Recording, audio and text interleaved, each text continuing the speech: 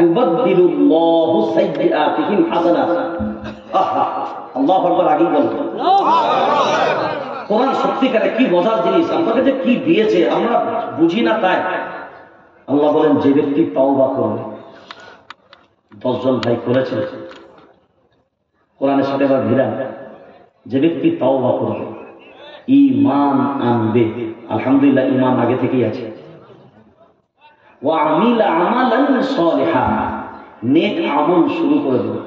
এতদিন নামাজ পড়তে পারিনি, খারাপ পথে ছিলাম, আজ থেকে তাওবা করলাম, নামাজ ধরবো, ভালো কাজ না খারাপ কাজ? হারাম থেকে বাঁচবো, ভালো কাজ না খারাপ কাজ? তাহলে ওয়া আমিলা আমালান সালিহা, নেক আমল করবে, আল্লাহ তাদের জন্য কি দেবেন? জান্নাত। গুনাহগুলো নেকি দিয়ে পরিবর্তন করবে। সুবহানাল্লাহ। ফাউলাইকা ইউবাদদিলুল্লাহু সাইয়্যাতিহিম হাসানাত। আল্লাহ তাদের নেকি গুলো নয়, গুনাহগুলো নেকি দ্বারা পরিবর্তন করে দেন।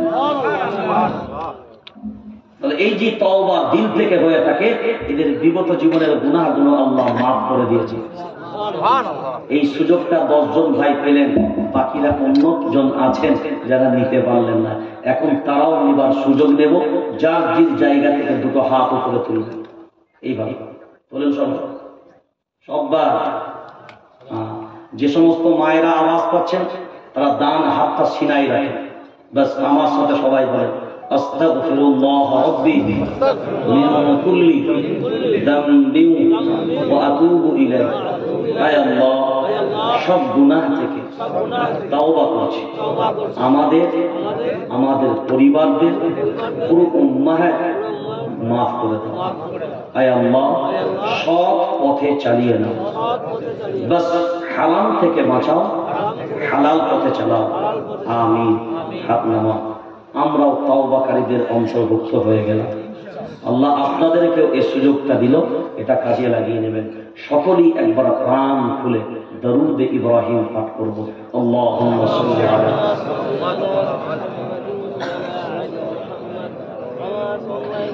اللهم بارك ولا كما بارك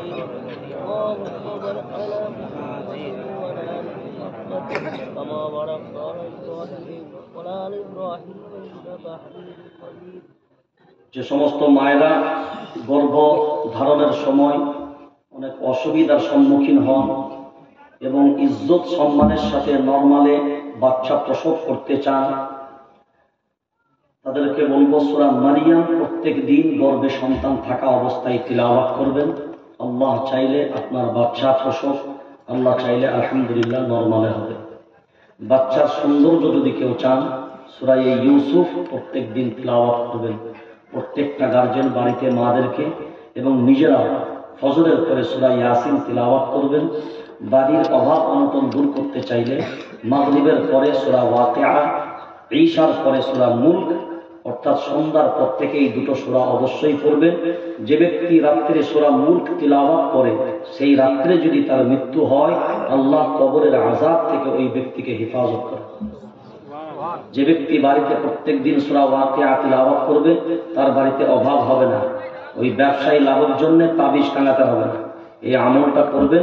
সূরা রহমান এর তাফসীরে অনেক বড় বর্ণনা এসেছে সূরা ওয়াকিয়ার তাফসীরে, তো সেই জন্য এই আমলগুলো আমরা করব ইনশাআল্লাহ।